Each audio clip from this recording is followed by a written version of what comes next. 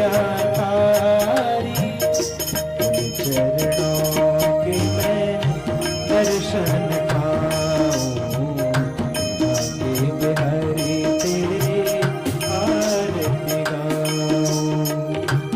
श्री हरिदास के प्यारे तुम हो, श्री हरिदास के प्यारे तुम हो, मेरे मोहन जीवन धन हो, छवि के मैं दर्शन पाऊं, बाकी बिहारी तेरी आरती गाऊं। व्यासदास के नाते आप हो, व्यासदास के नाते आप हो, सुख दुख जीवन प्यारे साथ आप हो, तेरी छवि तेरी मन में बसाऊं, बाकी बिहारी तेरी आरती गाऊं, तुझे बिहारी तेरी आरती गाऊं, तेरी आरती गाऊं, तेरी आरती गाऊं। ओम ज्वाला मालिन्यै नमः। ऋतिक्यं समर्पयामि। देवो शान्तिरन्तरिक्षं शान्तिः, पृथिवी शान्तिरापः शान्तिरोहदयः शान्तिः, वनस्पतयः शान्तिर्विश्वे देवाः शान्तिर्ब्रह्म शान्तिः, सर्वगुं शान्तिः शान्तिरेव शान्तिः, सा मा शान्तिरेधि। आर्तिक्यं समर्पयामि। जलेन शिथिलीकरणं देवतावन्दनम् अश्व आत्मावन्दनम्, हस्ते गृहीत्वा मन्त्रपुष्पाञ्जलि। हरिः ओं आयुं जग्नेन जगमय जन्त देवास्तानि धर्माणि वर्धमान्या, सन्नातेः नाकं महिमानः सचन्द्रत्र पूर्वे साध्याः सन्ति देवाः। हरिः ओं एकदन्ताय विद्महे वक्रतुण्डाय धीमहि, तन्नो दन्तिः प्रचोदयात्। हरिः ओं कात्यायनै च विद्महे कन्याकुमारै च धीमहि, तन्नो देवीः प्रचोदयात्। हरिः ओं नन्दनन्दनाय च विद्महे यशोदानन्दनाय च धीमहि, तन्नो श्रीकृष्णः प्रचोदयात्। सेवन्तिकावकुलचम्पकपाटलब्जै पुण्णागजादिकरवीरसालपुष्पै बिल्वप्रवाल तुलसी दलमञ्जरेभिः त्वां पूजयामि जगदीश्वर मे प्रसीदो। नानाः सुगन्धपुष्पाणि यथा कालोद्भवानि च, पुष्पाञ्जलिर्मर्यादितो ग्रहण परमेश्वरो। प्राणपुरुषोत्तमाय नमः। श्री राधा बालकृष्णाभ्यां नमः। चरणकमलेषु एकमन्त्रण मन्त्रपुष्पाञ्जलिं समर्पयामि। बोल वृंदावन बिहारी लाल की, श्री राधा रानी सरकार की, श्रीमद्भागवत महापुराण की, पूजनीय व्यास जी महाराज की, यजमान परिवार की, उनके माता पिता की, समस्त श्रोता समाज की जय जय श्री राधे श्याम। समस्त भक्त अपने अपने स्थान पर बैठ जाएं। बैठ करके मंगलमय कथा का रसपान करें। जय जय श्री राधे श्याम। देयं सदा परिभव मम भीष्टदोहम्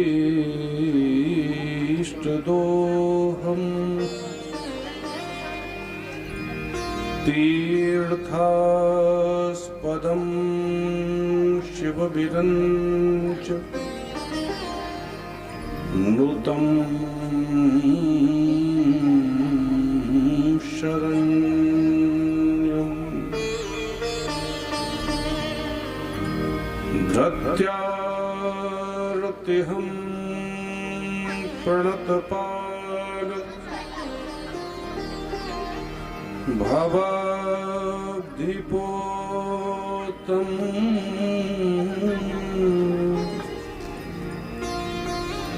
वन्दे महापुरुष ते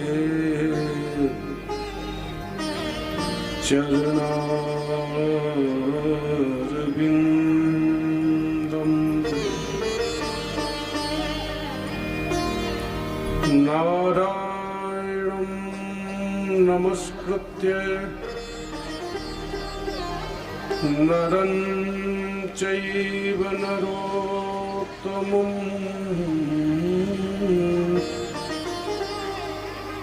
देवीं सरस्वतीं व्यासं ततो जयमुदीरयेत्।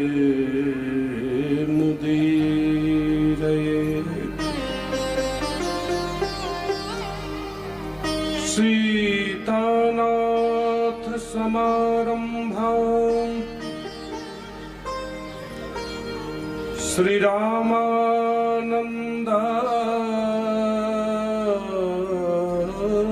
मध्यमाम् अस्मदाचार्यपर्यन्ताम्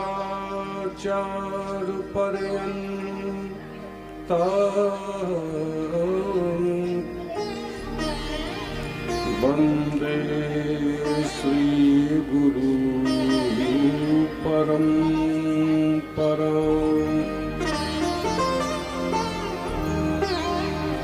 यत्र यत्र रघुनाथ कीर्तनम् तत्र तत्र कृतमस्तिकाञ्जलिम्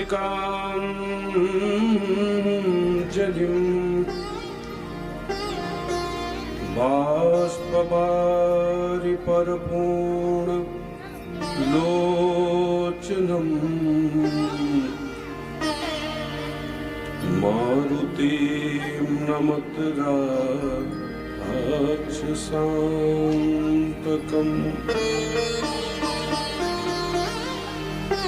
जय जय श्री राधा रमण, जय जय नवल किशोर,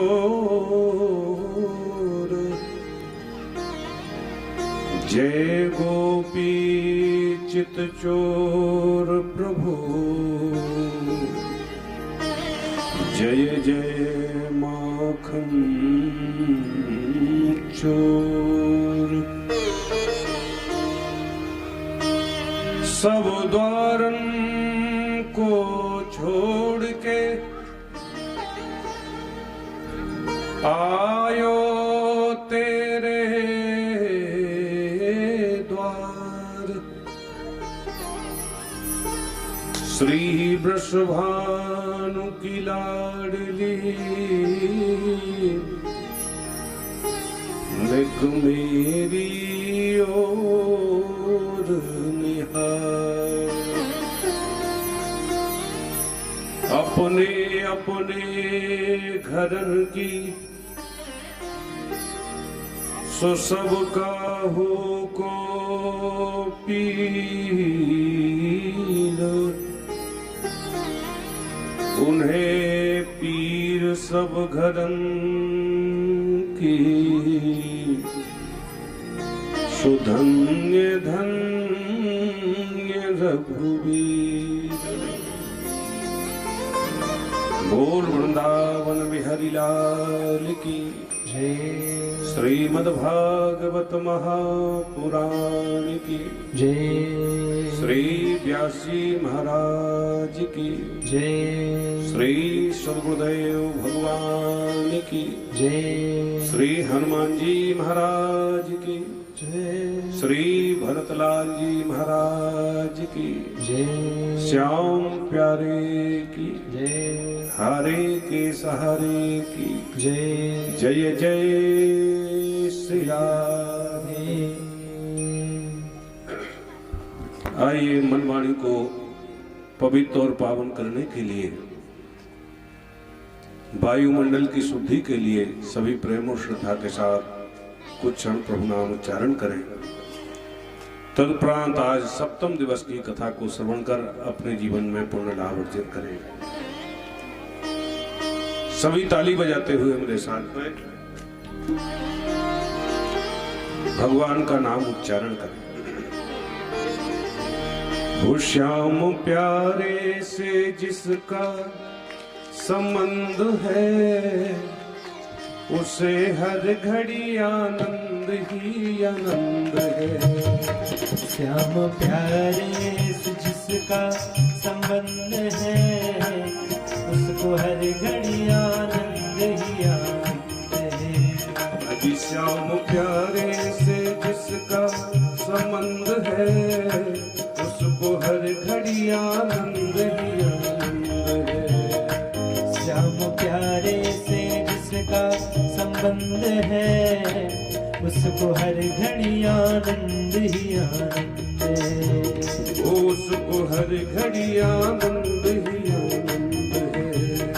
उसको हर घड़ी आनंद ही आनंद है। वो झूठी ममता से करके किनारा, झूठी ममता से करके किनारा, हाँ झूठी ममता से करके किनारा, झूठी ममता से करके किनारा, लेके सच्चे प्रभु का सहारा, लेके सच्चे प्रभु का सहारा, वो लेके सच्चे प्रभु का सहारा, लेके सच्चे प्रभु का सहारा।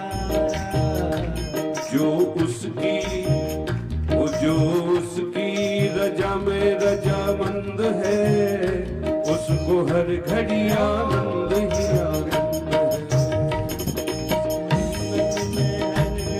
पसंद है, उसको हर घड़ी आनंद ही आनंद है। हाँ श्याम प्यारे से प्रभु प्यारे से जिसका संबंध है, उसे हर घड़ी आनंद ही आनंद है। श्याम प्यारे से जिसका संबंध है, उसको हर घड़ी आनंद ही आनंद। हारे के सहारे की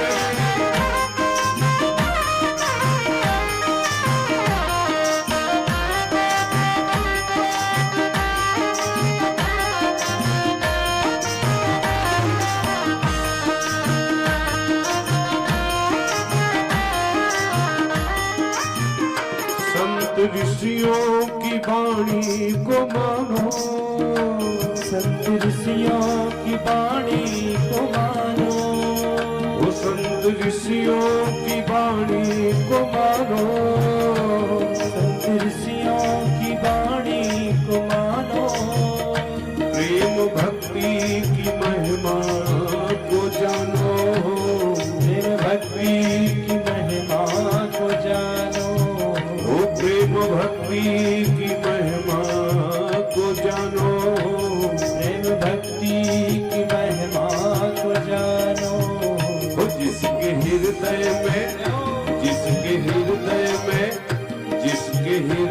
में बाल मुकुंद है, उसको हर घड़ी आनंद ही आनंद है। श्याम प्यारे से जिसका संबंध है, उसको हर घड़ी आनंद ही आनंद है। ओ प्रभु प्यारे से जिसका संबंध है, उसको हर घड़ी आनंद ही आनंद है।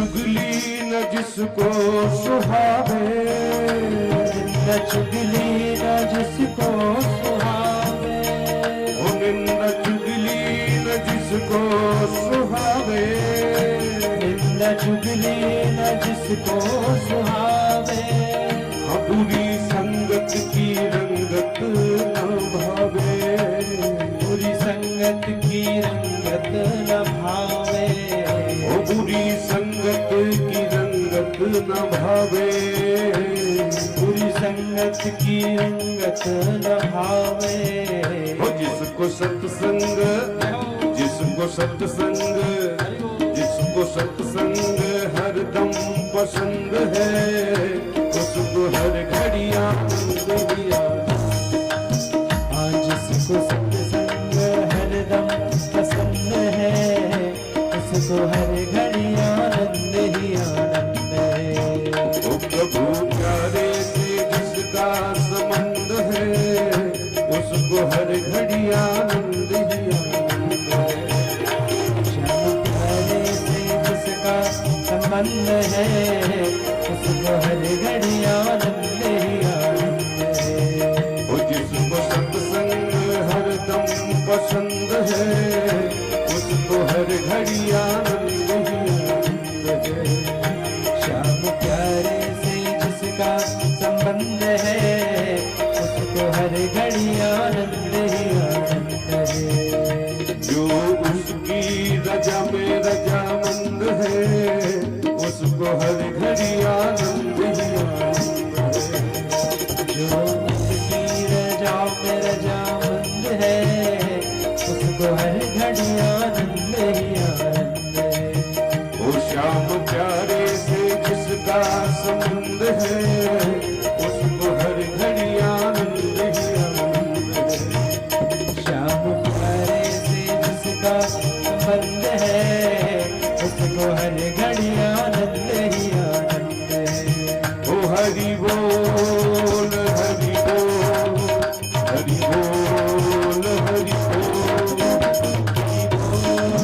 हरि बोल, हरि बोल, हरि बोल। ओ राधे बोल राधे बोल, राधे बोल राधे बोल। राधे बोल, राधे बोल, राधे बोल, राधे बोल। ओ श्याम बोल, श्याम बोल, ओ श्याम बोल। श्याम बोल, श्याम बोल, श्याम बोल, श्याम बोल। हरि बोल हरि बोल हरि बोल हरि बोल, हरि बोल हरि बोल हरि बोल। हरि बोल, हरि बोल, हरि बोल, हरि बोल, हरि बोल, हरि बोल, हरि बोल। हरि बोल हरि बोल हरि बोल हरि बोल, हरि बोल हरि बोल हरि बोल। हरि बोल, हरि बोल, हरि बोल, हरि बोल, हरि बोल, हरि बोल, हरि बोल। हरि बोल, हरि बोल, हरि बोल, हरि बोल। श्याम बोल, हरि बोल, श्याम बोल, हरि बोल। राधे बोल राधे बोल राधे बोल, हरि बोल, हरि बोल, हरि बोल, हरि बोल। राधे बोल राधे बोल राधे बोल, हरि बोल, हरि बोल, हरि बोल, हरि बोल। बोलो श्याम श्याम श्याम बोलो श्याम श्याम श्याम बोलो श्याम श्याम बोलो श्याम श्याम श्याम, बोलो श्याम श्याम श्याम, बोलो श्याम श्याम श्याम, बोलो श्याम श्याम श्याम, बोलो श्याम श्याम श्याम, बोलो श्याम श्याम श्याम, बोलो श्याम श्याम श्याम, बोलो श्याम श्याम श्याम, बोलो राम राम, बोलो राम। बोल वृंदावन बिहारी लाल की जय। जय जय श्री राधे। भगवान भीष्मक सुतां रुक्मणी रुचिराननां राक्षसेन विधानेन उपेमो श्रुति श्रुतम। परम मंगलमय परात्पर परम अखिलेश्वर अकारण करुण करुणा वर्णालय तड़िदित विनिंदित पीतांबरधारी भक्तवांछा कल्पतरु नंदनंदन बालकृष्ण महाप्रभु की प्रतिभांगमयी मूर्ति स्वरूपा श्रीमद् भागवत महापुराण। भगवत चरण कमल अनुरागी बंधुओं, श्रद्धामयी माताओं, परमपिता परमात्मा के अनंता अनंत उपकार के फलस्वरूप एवं शर्मा परिवार के अथक प्रयास के फलस्वरूप आज हम समस्त श्रद्धालु श्री गायत्री देवी की पुण्य स्मृति में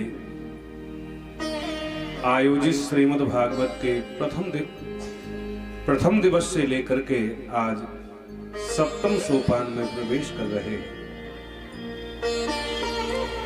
कल बड़े ही धूमधाम से आप सभी श्रद्धालुओं ने भगवान श्री कृष्ण का विवाह महोत्सव मनाया है। रुक्मिणी साक्षात लक्ष्मी स्वरूपा है और लक्ष्मी केवल और केवल नारायण की ही हो सकती है। प्रेम से कहिए राधे राधे। तो लक्ष्मी पुत्र बन सकते हैं आप, या फिर लक्ष्मी को अपनी बिटिया बना सकते हैं, पर लक्ष्मी पति बनना चाहोगे तो शिशुपाल की तरह केवल रोना हाथ लगेगा। इसलिए घर में लक्ष्मी बड़ी हो तो जैसे किसी भी बाप को अपनी बिटिया कितनी प्यारी क्यों ना हो, पर जैसे जैसे घर में बेटी बढ़ने लगती है तो माता पिता को चिंता बढ़ने लगती है कि कोई सुंदर घर वर मिल जाए और कन्या के हाथ पीले कर दो।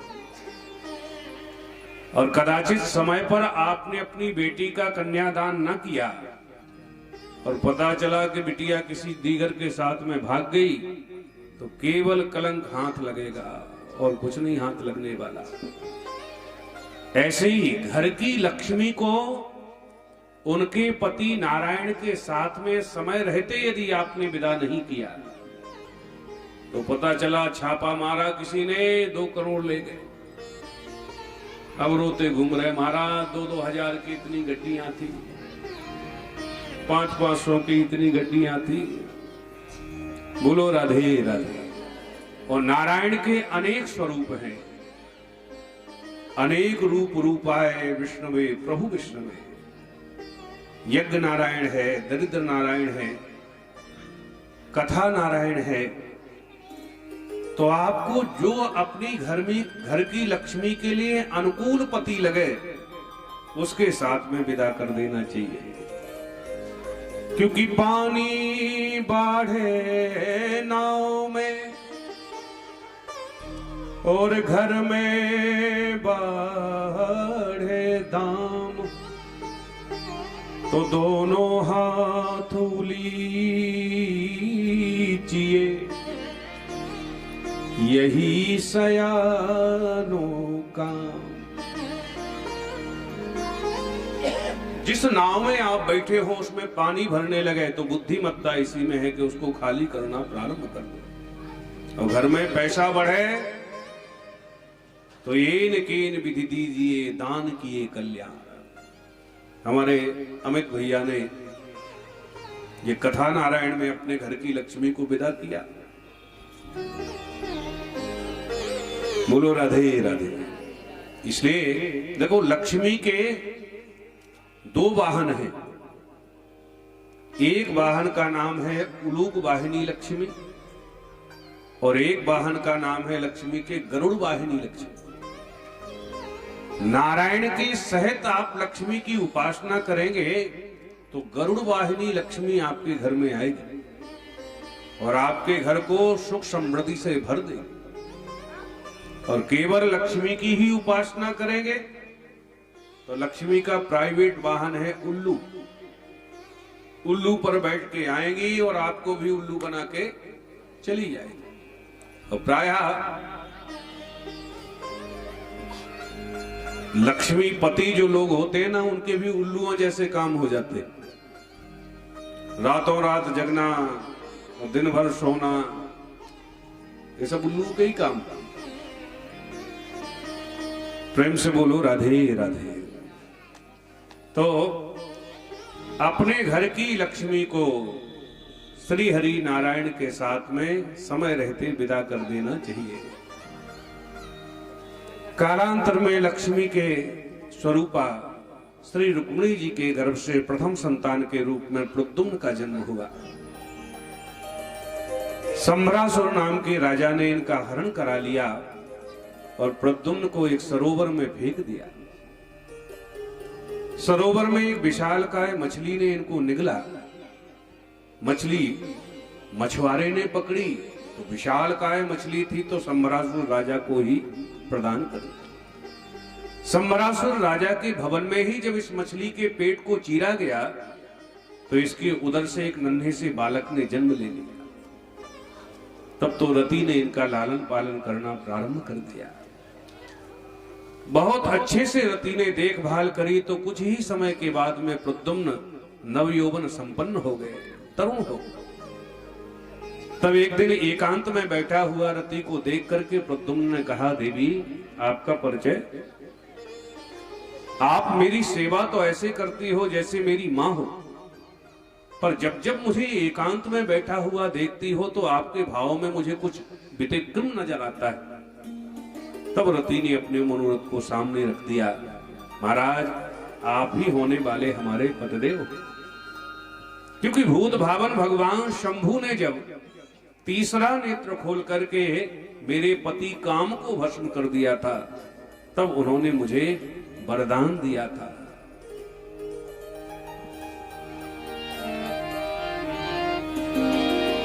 कि जब यदुवंश कृष्ण अवतारा,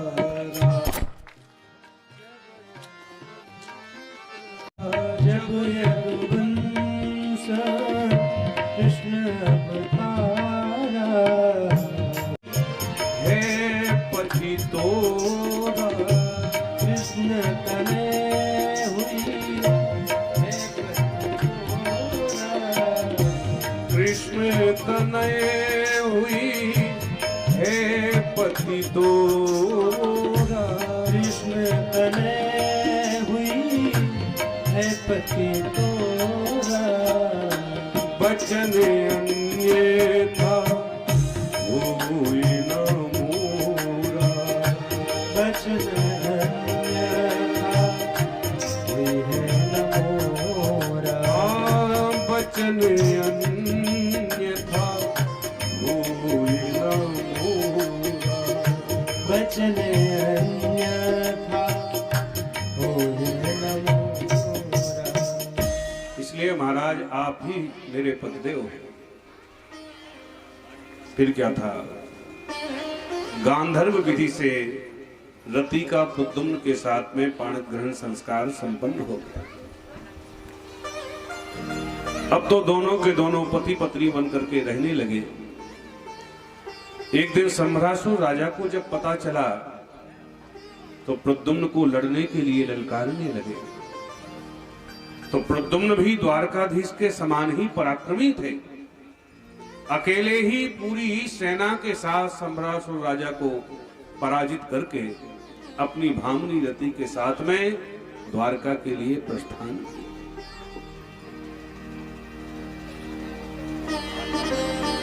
द्वारका की समस्त द्वारकाधीश की रानी पटरानियों ने जब प्रद्युम्न को देखा तो लजाने शर्माने लगी, क्योंकि प्रद्युम्न एकदम द्वारकाधीश के समान ही थे। पर देवी रुक्मिणी ने जब देखा तो समझ गई, होना हो यही मेरा बेटा जिसको बचपन में किसी ने हरण करा लिया था।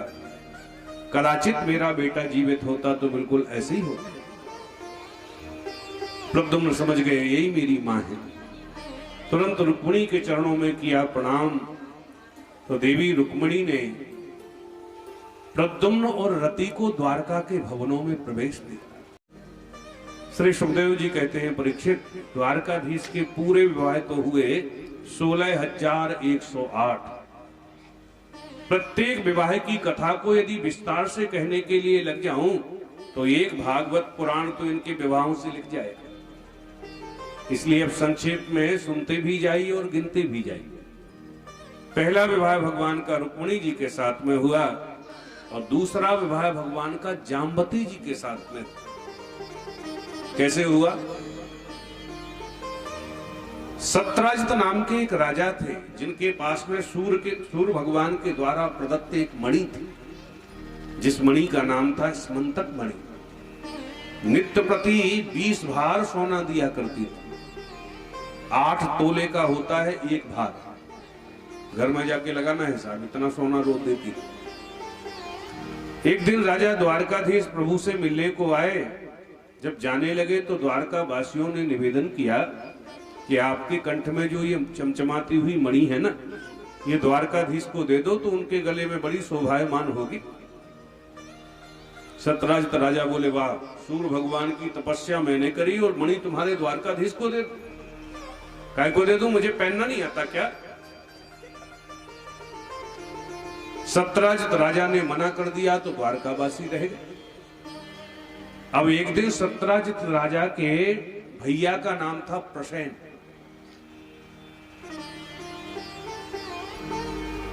भादों के चौथ के चंद्रमा को जो देख लेते हैं उन्हें झूठा कलंक लगता है। तो उपाय क्या है उस कलंक धोने का? इस कथा को जो सुन लेते हैं तो चौथ के चंद्र दर्शन का कलंक धुल जाता है। इसलिए किसी ने देख लिया हो, वैसे देख ही लेते हैं प्राय। तो सत्राजित राजा के भैया का नाम था प्रसेन। एक दिन प्रसेन उस मणि को अपने कंठ में धारित करके शिकार खेलने के लिए जंगल में गया। चमचमाती हुई मणि को देख करके जामवंत जी ने प्रसेन का वध कर दिया और अपने मुंह में मणि दबा करके अपनी गुफा में घुस गए और अपनी बिटिया जामवती को वो मणि प्रदान कर दी। सत्राजित राजा ने बहुत मणि खोजने का प्रयास किया पर मणि का कहीं पता ही न चले। तब एक दिन अपनी पत्नी से सत्राजित राजा बोले, अरे देवी, हमें तो लगता है हमारे भैया का वध इस द्वारकाधीश ने करा दिया। एक दिन इसके सेवक ने हमसे मणि मांगी थी, मैंने देने से मना कर दिया, तो लगता है हमारे भैया का इसने वध करा दिया और चुरा करके मणि अपने पास में रखी। अरे बचपन का चोर है, कभी माखन चुराया, कभी चीर चुराया, अब राजा बन गया है तो आदतें थोड़ी बदल जाएंगी, अब मणियां चुराने लग। पर देवी, जब तक कोई पुख्ता सबूत नहीं मिल जाता है तब तक ये बात तुम किसी से कहना नहीं। और माताओं से आप कोई बात कह दे और कहने के बाद में फिर ये कह दे कि किसी से कहना नहीं, तो समझ लो आपने डबल गलती कर दी। 2-4-10 दिन तक इसने इस बात को हजम करने की कोशिश करी, पर एक दिन जब ज्यादा ही दर्द होने लगा पेट में तो अपनी पड़ोसन के यहाँ पहुंच गई और बोली, बहना, तू मेरी बचपन की सहेली है, तू ते तो काऊ बात को मैं छिपा कर ही ना सकूं। वो बात ऐसी है कि मेरे देवर का वध इस द्वारकाधीश ने करा दिया उस मणि के चक्कर। पर देख, आज तक ये बात मैंने काऊ से कही नहीं, तुम भी काऊ से कहियो मत। पड़ोसन ने कहा, जैसे तूने आज तक ना कही ऐसी मैं ना कहने वाली। और उसने अपनी सहेली से, उसने अपनी सहेली से, और उसने अपनी सहेली से, और करने करने जपन जनहा, कानों कान बात द्वारकाधीश के कान में पहुंच गई। द्वारकाधीश प्रभु को जब पता चला तो भगवान तो हतप्रभ रह गए। है राम, कछु लेना न देना मगन रहना, और ये मणि व्यर्थ का झूठा कलंक लगा रहे। तब तो मेरे द्वारकाधीश प्रभु मणि खोजने के लिए निकल पड़े। सीधे जामवंत की गुफा पर मेरे द्वारकानाथ पहुंच गए और जैसे ही जामवंत की गुफा में प्रविष्ट हुए कि जामवंत पुत्री जामवती मणि से खेल ले। चमचमाती हुई मणि को देख करके द्वारकाधीश प्रभु बड़ी जोर से बोले, अरे मिल गई। द्वारकाधीश ने कहा मणि मिल गई, और जामवती को कुछ और ही सोच बैठी। बोलो राधे राधे। जामवंत जी अंदर विश्राम कर रहे थे। जैसे ही जामवती जी ने देखा कि ये अपरिचित पुरुष हमारे भवन में कैसे आ गया, सो बड़ी जोर से चीख पड़ी, चिल्ला पड़ी। जामवती जी की चीख को सुनकर के जामवंत जी दौड़े दौड़े आए, और न कुछ देखा न कुछ पूछा, द्वारकाधीश की छाती में एक मुक्का आके जड़ दिया। फिर क्या था, बदले में द्वारकाधीश प्रभु ने 2 मुक्के जड़ दिए। देखते देखते मुक्काबाजी प्रारंभ हो गई महाराज। 27 दिन तक युद्ध चला, पर 27वें दिन के युद्ध में द्वारकाधीश प्रभु ने जामवंत जी की इतनी पिटाई करी कि नस नस ढीली पड़ी। बोलो राधे राधे। रामावतार में तुलसीदास जी महाराज लिखते हैं, जामवंत मंत्री अति बूढ़ा, अत्यंत बुढ़े थे जामवंत जी रामावतार। जब भगवान ने 52 अवतार लिया, उस समय जामवंत जी जवान थे, और बलि के यहां जाके जब बामन से विराट भगवान बने, तो जामवंत जी ने दौड़ दौड़ करके भगवान की 7 प्रदक्षिणा की थी। विराट भगवान उस समय जवान थे, और रामावतार में तो अत्यंत बुढ़े हो गए, और कृष्ण अवतार में तो कितने बुढ़े हो गए हो, फिर भी कितने पराक्रमी होंगे जो द्वारकाधीश से 27 दिन तक युद्ध करते रहे। पर 27 दिन के युद्ध में द्वारकाधीश प्रभु ने भी धूल चटा दी। समझ गए जामवंत जी, चरणों में गिर पड़े, हाथ जोड़ के बोले, प्रभु मैं समझ गया, होना हो आप ही मेरे रामभद्र प्रभु, क्योंकि मुझे ऐसा वरदान है कि द्वंद्व युद्ध में मुझे कोई पराजित नहीं कर सकता है। भगवान श्री राम जब राजा बने तो समस्त वानर भालुओं से कहा, मांगो कौन क्या चाहता है। सभी ने अपने अपने मन के भावों को भगवान के सम्मुख रखा। भगवान ने सभी की मनोकामनाओं को पूरा किया।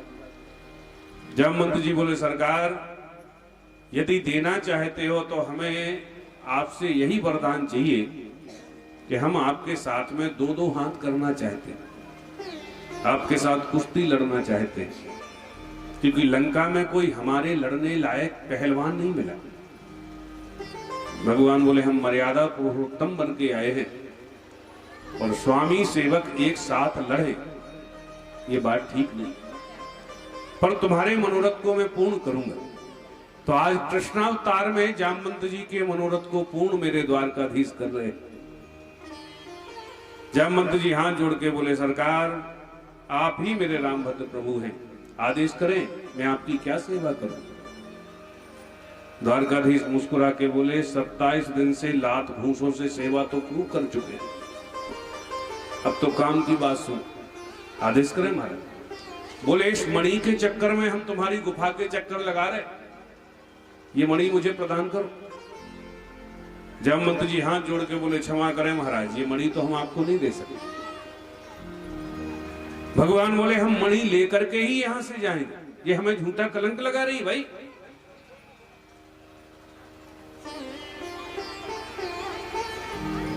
जामवंत जी बोले, सरकार आप ही बताओ, संसार का ऐसा कौन पिता होगा कि जो अपनी बिटिया को दिया हुआ धन उससे वापस ले ले। ये मणि तो मैंने अपनी बिटिया जामवती को प्रदान कर दी, अब उससे कैसे लेकर के मैं आपको लूं। भगवान बोले, तुम कुछ भी करो, वो तुम्हारी समस्या है, पर हमें मणि चाहिए। तब जामवंत जी बोले, सरकार एक उपाय। भगवान बोले, क्या? बोले, हमारी बिटिया जामवती के साथ में तो आप विवाह कर लीजिएगा, और दहेज में ये मणि थाम लीजिएगा। भगवान बोले, जैसी आपकी इच्छा। फिर क्या था, जंगल में मंगल हो गया। तुरंत जामवंत जी ने अपनी बिटिया जामवती का हाथ द्वारकाधीश के हाथ में थमा दिया, और ये हो गया भगवान का दूसरे नंबर का विवाह। सत्यजित राजा को बुला करके भगवान द्वारकाधीश ने मणि थमा दी। पकड़ो ये मणि, मुझे व्यर्थ में झूठा कलंक लगा रही। अब तो सत्यजित राजा जैसे ही घर से बाहर निकले, देखते ही लोग वाग इनको गालियां दे, कितना दुष्ट राजा है। अरे द्वारकाधीश के खजाने में किस बात की कमी जो इसकी मणि चुराते? बताओ, इस दुष्ट ने द्वारकाधीश को झूठा कलंक लगाया। एक दिन सत्यजित राजा रोते रोते द्वारकाधीश प्रभु के पास में आए और हाथ जोड़ के बोले, द्वारकानाथ अब तो घर से बाहर निकलना भारी पड़ने लगा। द्वारकाधीश बोले, क्यों? प्रभु जो देखता वो ही गाली देता है। भगवान बोले, तो हम क्या करें, तुमने काम ही ऐसा किया तो गाली तो मिलेगी। सत्यजित राजा बोले, महाराज इन सबके मुंह पर ताला लगाने की एक चाबी है हमारे पास। द्वारकाधीश बोले, क्या? बोले, हमारी बिटिया है जिसका नाम है सत्यभामा, उसके साथ में आप विवाह कर लीजिएगा तो रिश्ते में हम आपके ससुर बन जाएंगे। फिर किसकी औकात है जो हमें गालियां देगा? भगवान बोले, जैसी आपकी इच्छा। फिर क्या था, सत्यजित राजा ने अपनी बिटिया सत्यभामा का विवाह द्वारकाधीश के साथ में संपन्न कर दिया और बोले, प्रभु दहेज में ये मणि थाम लो। भगवान बोले, बिल्कुल नहीं, ये मणि आप अपने पास में रखो। नित्य प्रति जो ये सोना देती है वो मेरी द्वारका में भेजते रहा कर। तो सत्यभामा के घर से प्रतिदिन 20 भार सोना आता है। इसलिए तो सत्यभामा जी थोड़ी अकड़ में रहती। जिन माताओं के मायके से थोड़ा माल पानी आए ना तो वो कहां सीधे चलती है। बोलो राधे राधे। ये हो गया भगवान का तीसरे नंबर का विवाह। चौथे नंबर का विवाह भगवान का कालिंदी जी के साथ में हुआ। एक बार भगवान द्वारका से इंद्रप्रस्थ आए। बोलो राधे राधे। और अर्जुन के साथ में रथ पर बैठ करके मेरे द्वारकाधीश यमुना किनारे भ्रमण कर रहे थे कि इतने में क्या देखा कि यमुना किनारे एक अबला नेत्र बंद करके समाधि लगा के बैठी। द्वारकाधीश प्रभु अर्जुन से बोले, अर्जुन अभी तक मैंने तपस्वी तो बहुत देखे पर ये तपस्विनी कौन है? जाओ जरा इसका परिचय तो पूछो। अर्जुन दौड़े दौड़े गए, उस देवी से परिचय पूछा तो उस देवी ने बताया, महाराज मैं सविता की दुहिता हूं, सूर्यपुत्री हूं, मेरा नाम है कालिंदी। अहम देवस्य सवितु दुहिता पतिमिच्छति। भगवान श्री हरि नारायण को पति रूप में वर्ण करना चाहती हूं, इसलिए मैं समाधि लगा करके बैठी हूं। अर्जुन दौड़े दौड़े आए और द्वारकाधीश प्रभु से बोले, द्वारकानाथ इस समय आपकी बृहस्पति बड़ी जोरदार चल रही। भगवान बोले, क्यों? बोले, ये देवी तो आपको ही पाने के लिए समाधि लगा के बैठी। फिर क्या था, अर्जुन ने कालिंदी जी का हाथ द्वारकानाथ के हाथ में थमा दिया और ये हो गया भगवान का कितने नंबर का विवाह? कितने नंबर का? बोलो राधे राधे। चौथे नंबर का। पांचवें नंबर का विवाह भगवान का मित्र बिंदा जी के साथ में हुआ। बिंदु और अरविंद नाम के दो भाई थे जो जबरदस्ती अपनी बहन मित्र बिंदा का विवाह दुर्योधन के साथ में करना चाहते थे, पर मित्र बिंदा जी द्वारकाधीश को चाहती थी तो रुक्मिणी की तरह इनका भी हरण करके और मेरे प्रभु ने मित्र बिंदा जी के साथ में पाण ग्रहण संस्कार संपन्न कर लिया। ये हो गया भगवान का पांचवें नंबर का विवाह। छठवें नंबर का विवाह भगवान का नागनजिती जी के साथ में हुआ। कौशलपुर नरेश महाराज नग्नजित एक राजा थे जिनके पास एक से एक खतरनाक 7 बैल थे। राजा की प्रतिज्ञा थी कि एक रस्सी में एक सांप जो 7 बैलों को नाथ देगा वही मेरी बिटिया नागनजित जी के साथ में विवाह संपन्न करेगा। बड़े बड़े पराक्रमी योद्धा गए पर बैल इतने खतरनाक थे कि देखते ही भगवान के धाम पहुंचा देते थे। पर मेरे गोविंद तो बचपन से ही गाय बछड़ों के साथ में खेले हैं, तो मेरे प्रभु ने एक मुहूर्त में एक ही रस्सी में 7 बैलों को नाथ दिया और नागरजीती जी के साथ में विवाह संपन्न कर लिया। 7वां विवाह भगवान का भद्रा जी के साथ में हुआ, जो भगवान की ही बुआ की लड़की है। ये मेरे प्रभु का विवाह क्षेत्र परंपरा के अंतर्गत हुआ है। गुजरात आदि प्रांतों में आज भी मामा बुआ की लड़की से विवाह शुभ मानते हैं। और 8वें नंबर का विवाह भगवान का लक्ष्मणा जी के साथ में हुआ, जो एक दुर्गम लक्ष्य भेदन करके मेरे प्रभु ने संपन्न कर लिया। ये 8 विवाह तो पृथक पृथक हुए परीक्षित, पर 16,100 विवाह तो एक ही मुहूर्त में संपन्न हो गए। कैसे हुए? नरकासुर नाम का एक दैत्य था। भूमिपुत्र होने के कारण इसका नाम भौमासुर भी पड़ा। इसके जेल खाने में 16,100 कन्याएं कैद थी। एक दिन उन समस्त कन्याओं ने द्वारकाधीश प्रभु को एक पत्र लिखा। द्वारकाधीश पत्र पाते ही अपनी भामनी सत्यभामा जी के साथ में इसकी पुरी की ओर चल दिए। इसकी पुरी का नाम था प्राग ज्योतिषपुर। सभार्यो गरुड़ोरूढ़ प्राग ज्योतिषपुरम ययुः। प्राग ज्योतिषपुर के लिए मेरे प्रभु सत्यभामा जी के साथ में गरुड़ पर बैठ करके चल दिए। जैसे इसकी पुरी में प्रवेश करने लगे कि प्रमुख दरवाजे पर मुर नाम का दैत्य लगा हुआ था, जो गोविंद को देख करके मारने के लिए दौड़ा। तो भगवान ने सुदर्शन चक्र से मुर दैत्य का वध कर दिया, और मुर दैत्य का वध करने से द्वारकाधीश का नाम मुरारी पड़ गया। बोल मुरारी भगवान की जय।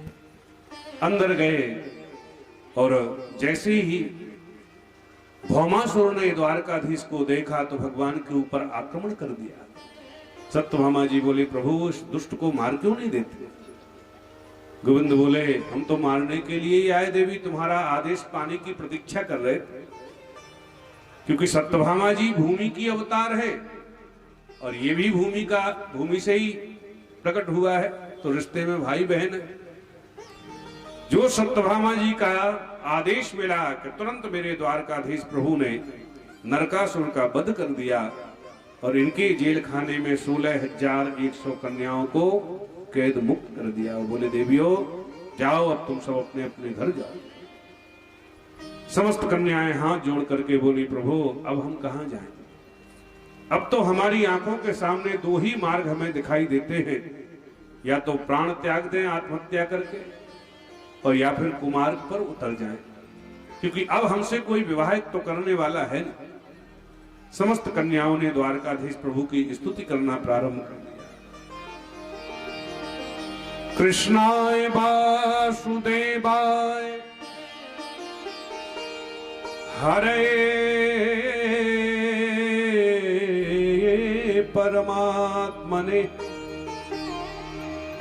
प्रणतक्लेशनाशाय गोविंदाय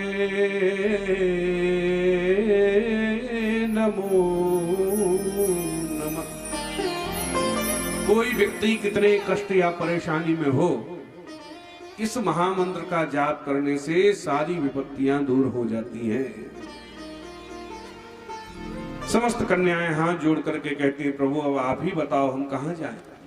तब भगवान मुस्कुराते हुए कहते हैं, देवियों संसार के समस्त रास्ते जिनके बंद हो जाते हैं, द्वारकाधीश का दरवाजा हमेशा हमेशा के लिए खुला रहता। फिर क्या था, एक ही मुहूर्त में मेरे द्वारकाधीश प्रभु ने 16,100 कन्याओं के साथ में विवाह संपन्न कर लिया। अब तो पूरे विवाह मेरे द्वारकाधीश प्रभु के हो गए 16,108। एक कन्हैया के ठाट। कालांतर में मेरे प्रभु ने 16,108 भवन पृथक पृथक बनवाए। कालांतर में प्रत्येक रानी के गर्भ से 10-10 बेटा और एक बिटिया वही परीक्षित। 16,108 गुणित 10, घर पे जाके लगाना हिसाब, इतने तो भगवान के बेटे थे। 1,61,080 इतने भगवान के बेटा थे। और कालांतर में 56 करोड़ यदुवंश का परिवार भगवान का अपना ही हो। एक संत तो कह रहे थे कि उस समय यदि चुनावी माहौल चलता तो द्वारकाधीश के विपक्ष में कोई खड़े होने की हिम्मत ही नहीं करता। 56 करोड़ वोट तो घर के ही थे। बोलो राधे राधे। परीक्षित से नहीं रहा गया, हाथ जोड़ के बोले सरकार, एक पत्नी के मारे संसार का व्यक्ति सुबह से शाम तक भागा भागा डोलता है, और जब देखो जब देवी जी का माथा ही गर्म बना रहे थे। बोलो राधे राधे। एक होती है धर्म पत्नी और एक होती गरम पत्नी। बोलो राधे राधे। धर्म पत्नी कौन है? जो अपने पति को धर्म में लगाए रहे, जैसे हमारी यजमानी है, सुबह से 5 बजे स्नान करके शर्मा जी तुरंत मंदिर के लिए तैयार हो जाते। बोलो राधे राधे। इसको कहते धर्म पत्नी। और एक होती पत्नी जो केवल पति पर तनी ही रहे। बोलो राधे राधे। अब निर्णय आपके हाथ में है, धर्म पत्नी बनना या पत्नी। बोलो राधे राधे। परीक्षित कहते महाराज, सुबह से शाम तक खूब मेहनत मजूरी करता है यह संसार का व्यक्ति, फिर भी एक भार्या का भरण पोषण नहीं कर पाता है ठीक से। फिर द्वारकाधीश के पास में तो 16,108 रानी पटरानियां थी। तब तो द्वारकाधीश प्रभु बड़े परेशान रहते होंगे, क्योंकि आए दिन कोई ना कोई रूठती रहती होगी। देखो, बड़े लोगों के बड़े बड़े घर हो, उन बड़े बड़े घरों में हर एक काम करने का अलग अलग कमरा होता है। नहाने का कमरा अलग, तैयार होने का कमरा अलग, भोजन बनाने का कमरा अलग, भोजन करने का कमरा अलग, सोने का कमरा अलग, रिश्तेदारों का कमरा अलग। उसी में एक होता है नाराज होने का कमरा। बोलो राधे राधे। इसी को प्राचीन भाषा में कहते हैं कोप भवन। श्री सुखदेव भगवान कहते हैं, परीक्षित, आए दिन कोई ना कोई रानी पटरानी रूठती रहती है, पर मेरे द्वारकाधीश प्रभु को अपनी रानी पटरानियों को मनाने में बड़ा सुख मिलता है। देखो, एक बात आपसे निवेदन करें, पति पत्नी में थोड़ी बहुत तो खटपट होनी चाहिए, उससे प्रेम बढ़ता है। क्योंकि ज्यादा मीठा खाने से भी कभी कभी मुंह कड़वा हो जाता है, तो थोड़ी नमकीन खा लेना चाहिए। तो थोड़ी बहुत तो खटपट होना चाहिए। हाँ, बिल्कुल भी ना होती हो तो आज से घर पे जाके शुरू कर दे। बोलो राधे राधे। पर होनी कितनी चाहिए वो जरा द्वारकाधीश से सीख करके जाइए। आए दिन द्वारकाधीश की कोई ना कोई रानी पटरानी रूठती रहती है, और गोविंद को अपनी भामनियों को मनाने में बड़ा सुख मिलता है।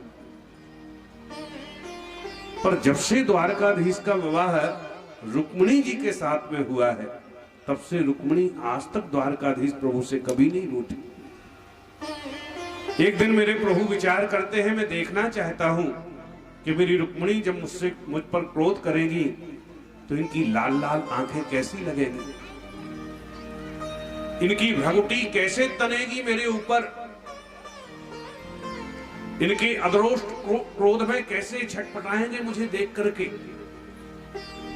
सो ऐसा विचार करके मेरे गोविंद रुक्मिणी के भवन में एकदम गंभीर मुद्रा में जाकर के बैठ गए। देवी रुक्मिणी ने आज से पहले कभी इतना गंभीर द्वारकाधीश प्रभु को नहीं देखा। हाथ जोड़ करके बोली, महाराज आज कुछ ज्यादा परेशान दिख रहे आप, आपकी परेशानी का कारण मैं समझ सकती हूँ क्या?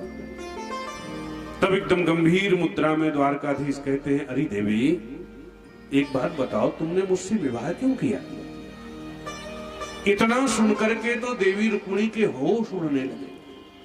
हे राम, कहीं मुझसे विवाह करके मेरे प्रभु पश्चाताप तो नहीं कर रहे? क्यों ना हो, मैं इनके वरण करने योग्य सर्वथा नहीं। और ये बात कब कह रहे हैं द्वारकाधीश? जब 10 बच्चों के पिताजी बन चुके, मुझसे विवाह क्यों किया? आजकल की होती तो इनके पिताजी तो ठीक, इनके दादा तक को सुना देती कि अब बुढ़ापे में होश आया। पर देवी रुक्मिणी ने कुछ नहीं कहा। तो द्वारकाधीश और छेड़ने लगे, अरे देवी, तुम कहो कि कन्या तो पराया धन होता है, माता पिता जहां भेज देते सो जाना पड़ता। तो देवी, तुम्हारे भैया ने तो तुम्हारा विवाह शिशुपाल के साथ में किया था, तो तुम तो स्वेच्छा से मेरे साथ में आई।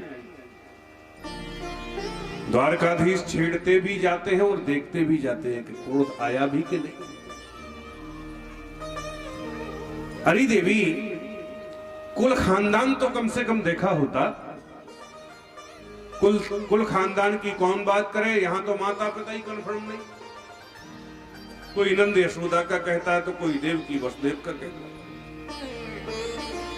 आप कहो कि हम तुम्हारे पराक्रम पर रीछ करके चली आई, तो ये भी सुना होगा आपने कि इतने बड़े बलशाली हैं हम कि शत्रु भारी पड़ जाए तो छोड़ मैदान भाग जाते हैं, इसलिए लोग हमें रणछोड़ कहते हैं।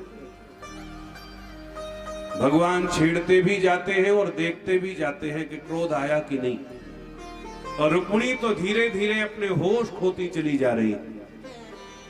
अंत में द्वारकाधीश बोले, देवी, हम तो कहते हैं अब भी कुछ नहीं बिगड़ा, तुम चाहो तो आज भी मैं तुम्हारा विवाह शिशुपाल के साथ में करा सकता हूं। इतना कहते तो देवी रुक्मिणी के पूरे होश उड़ गए और अचेतन अवस्था में पर्यंक से नीचे गिरने लगी। तो मेरे द्वारकाधीश प्रभु ने तुरंत चतुर्भुज रूप लेकर के 2 करकमलों पर देवी रुक्मिणी को थाम लिया। पर्यंका दबुरुयासु तामुत्थाप्ये चतुर्भुजा। 2 करकमलों पर मेरे गोविंद ने रुक्मिणी को थाम लिया। एक करकमल से मेरे प्रभु पंखा झलने लगे और एक करकमल से जल सिंचन करने लगे।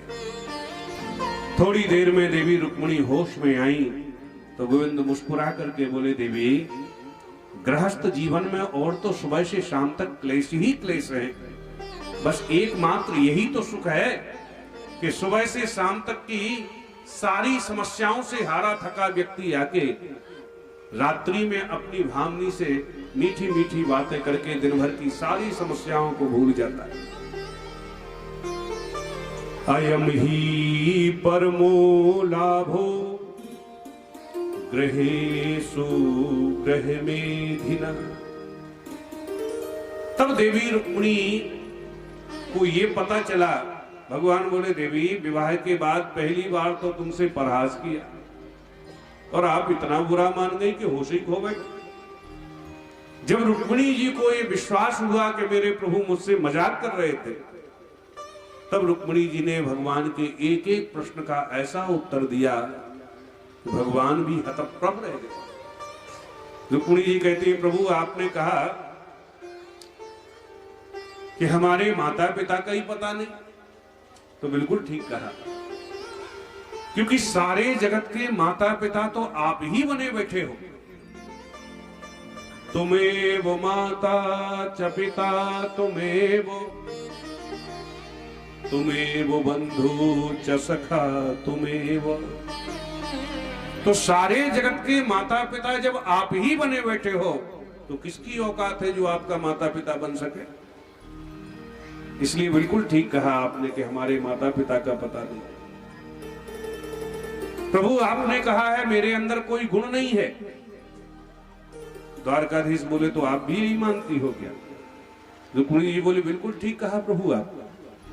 संसार में बांधने वाले 3 ही गुण हैं, सत्य रज तम, और इन तीनों गुणों से आप परे हैं, इसलिए भक्त आपको त्रिगुणातीत कहते हैं।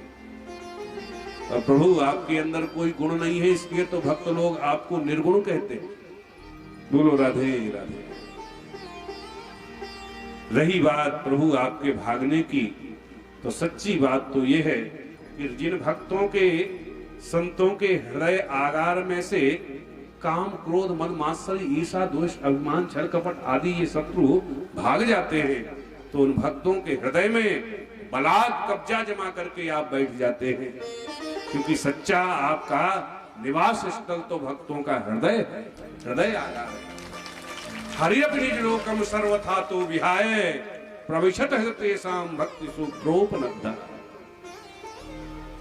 ऐसे एक एक प्रश्न का देवी रुक्मिणी ने इतना सटीक उत्तर दिया कि भगवान भी मान गए, वाह मेरी भामनी इतनी पढ़ी लिखी, इतनी विदुषी है। श्री सुखदेव भगवान कहते हैं, परीक्षित ऐसे रहते हैं द्वारकाधीश, कभी मुंह लटका के नहीं रहते।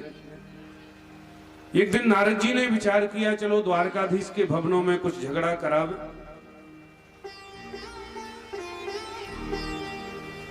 तो रुक्मिणी के भवन में नारद जी पहुंचे सवेरे सवेरे। क्या देखते हैं कि भगवान 2 वस्त्र धारण करके संध्या वंदन करके खड़े हो रहे। नारद जी को आता देखा तो तुरंत द्वारकाधीश ने स्वागत किया। अरे अरे आओ आओ नारद जी, बहुत ही दिन की मुनि दाया, पधारो पधारो, आपका स्वागत। नारद जी ने चरणों में प्रणाम किया और हाथ जोड़ के बोले, प्रभु आप तो जानते हो मैं ज्यादा देर कहीं ठहर नहीं पाता, मैं चलूंगा। भगवान बोले, ऐसे कैसे चलो, जब आए हो तो कम से कम मुंह तो मीठा करो। सो रुक्मिणी के भवन में नारद जी को 2 लड्डू द्वारकाधीश प्रभु ने पवा। नारद जी ने सोचा चलो अब सत्यभामा के भवन में कराएं झगड़ा। दौड़े दौड़े सत्यभामा जी के यहाँ गए तो क्या देखा, भगवान सत्यभामा के भवन में अपने नन्हे से बालक को गोद में लेकर के खिला रहे। आओ आओ नारद भैया, बड़ी कृपा करी, पधारो पधारो। नारद जी बोले, प्रभु हम चलेंगे। भगवान बोले, ऐसे कैसे चलो, जब आए हो तो कम से कम कुछ बाल भोग तो करो। तो 2 लड्डू भगवान ने सत्यभामा के भवन में पवा दिए। नारद जी ने सोचा चलो कालिंदी जी के यहाँ कराएं झगड़ा। कालिंदी जी के यहाँ गए तो क्या देखते हैं, भगवान वैदिक ब्राह्मणों को बैठाल करके अग्निहोत्र कर रहे हैं, यज्ञ कर रहे हैं। नारद जी प्रणाम करके जैसे ही जाने वाले थे कि द्वारकाधीश बोले, रुको रुको नारद भैया, अरे भाई संत महापुरुष घर में आए तो कम से कम मुंह जूठा करके तो जाना चाहिए। सो 2 लड्डू कालिंदी जी के भवन में पवा दिए। नारद जी विचार करने लगे कि 16,108 भवनों में यदि नारद 2-2 लड्डू पाते रहे तो नारद के भी लड्डू बट जाए। बोलो राधे राधे। इसलिए अब नारद जी अंदर भवनों में नहीं जाते, बाहर से ही दरवाजे से झांक करके देखते हैं। तो 16,108 भवनों में नारद जी गए तो कहीं भगवान अपनी बेटियों की विदा कर रहे हैं, कहीं बच्चों का विवाह कर रहे हैं, कहीं पर उद्धव आदि मंत्रियों को बैठाल करके राजसी परामर्श ले रहे हैं। 16,108 भवनों में पृथक पृथक स्थिति में द्वारकाधीश प्रभु नजर आए। नारद जी की खोपड़ी चक्कर खा गई, पतली गली से भागते नजर आए। द्वारका की पतली गली से भागते चले जा रहे थे कि इतने में क्या देखा कि सामने से एक देवी चली आ रही है, लंबा सा घूंघट डाल। और जैसे ही वो देवी बगल से निकली नारद जी के, कि घूंघट के अंदर से आवाज आई, नारद। तो आवाज बिल्कुल द्वारकाधीश के समान। नारद जी चौंके, द्वारकाधीश की आवाज कहां से आई। और जैसे ही नारद जी थोड़े खड़े हुए कि उस देवी ने जैसे ही घूंघट खोला तो क्या देखा कि सचमुच द्वारकाधीश ही थे। नारद जी बोले, प्रभु आप। भगवान बोले, हाँ हाँ नारद भैया, वो कभी कभी हम भेष बदल के भी निकल पड़ते हैं कि कहीं मेरी द्वारका में मुझसे कोई परेशान तो नहीं। नारद जी की तो पूरी खोपड़ी चक्कर खा गई। साष्टांग चरणों में बार बार प्रणाम करके हाथ जोड़ के बोले, धन्य है प्रभु आपकी माया।